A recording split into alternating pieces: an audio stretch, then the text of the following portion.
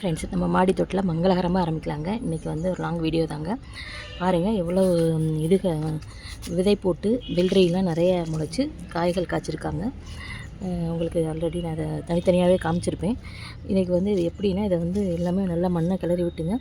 சொன்ன மாதிரி மண்புழு உரம், இது சாணி உரம் எல்லாமே கலந்து கொடுத்துருக்குங்க. எல்லோரும் இங்கே பாருங்கள், கத்திரிக்காய் பாருங்கள் எப்படி வந்திருக்காங்க பாருங்கள், தளதளன்னு வந்திருக்காங்க கத்திரிக்காய். அதோடு இல்லாமல் நம்மளுக்கு செம்பருத்தி பூக்கள் பாருங்கள், டேபிள் ரோஸ் பாருங்கள் எவ்வளோ க்யூட்டாக இருக்காங்கன்னு.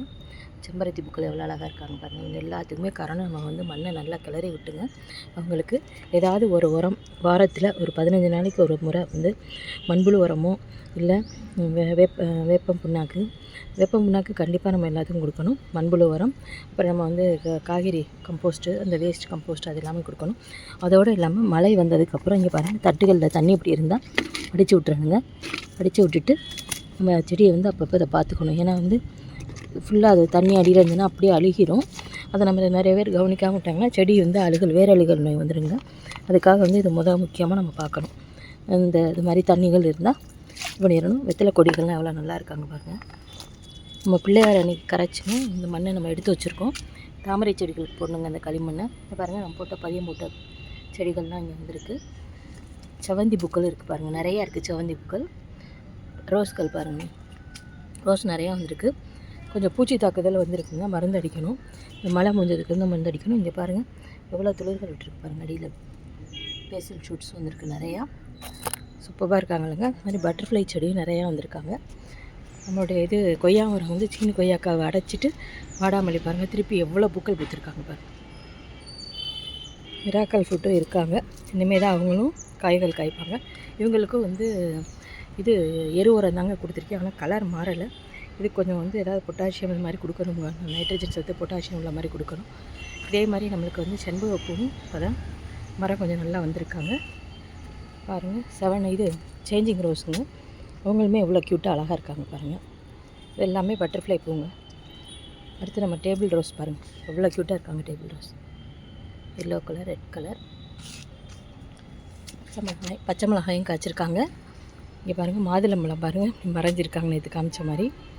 அதோட அடினியம் பூ இருக்காங்க. இது ஒரு ரோஸ் தானுங்க, நீங்கள் பார்த்துருக்கீங்க, ஆனிடியூபரே ரோஸு. எவ்வளோ க்யூட்டாக இருக்காங்க பாருங்கள். கீரைகளும் இது வந்து செம்பருத்தி பூ அடுக்கு. கீரைகள் இன்னும் பசுமையாக இருக்காங்க பாருங்கள். இது எல்லாத்துக்குமே நம்ம கொடுக்குற உரம் தாங்க. இவங்களுக்கு வந்து நான் வந்து பன்னீர் ரோஸ்க்கெலாம் ரொம்ப உரம் கொடுத்தது இல்லைங்க. ஜாதிப்பூ பாருங்கள் எவ்வளோ அழகாக பூத்துருக்காங்க பாருங்கள், பெரிய புஷ்ஷாக இருக்கும். இங்கேருந்து தாங்க நான் எடுத்து அங்கே வச்சுருக்கேன். ஒரு ஜாதிப்பூ நீ காமிச்சிடலாங்க வச்சுருக்கேன். இங்கே பாருங்கள், தொட்டா வச்சுருங்க பாருங்கள். அதுக்கடுத்து வாட்டர் லில்லி இதே மாதிரி பாருங்கள், தண்ணி பியூராக இருக்கிறனால வாட்டர் லில்லி நல்லா நீட்டாக இருக்காங்க. எக்ஸோராவும் பாருங்கள் கலர் பூத்துருக்காங்க. இது பாருங்கள், தாமரைப்பூ வந்து திருப்பி நிறைய இலைகள் விட ஆரம்பிச்சிட்டாங்க. நம்ம பிள்ளையாரும் இருக்காங்க. அதுக்கடுத்து பாருங்கள், கார்டன் டூர் தாங்க. ஏன்னா மழை ரொம்ப பெய்யுதுங்க. இங்கே பாருங்கள் சங்குப்பூ பாருங்கள். அதோடு இல்லாமல் நம்மளுக்கு டேபிள் ரோஸு இங்கே இருக்காங்க. இந்த ரோஸு நம்ம பதியம் போட்ட செவந்தி பூக்கள் வந்து இவ்வளோ அழகாக நிறைய துளிர்கள் எடுத்து இப்படி வந்திருக்காங்க பாருங்கள். இது ஹைப்ரிட்டு, இது வந்து ட்ரீ ரோஸுங்க. இவங்க மானஸ் ரோஸு. மல்லிகைப்பூ பாருங்கள்.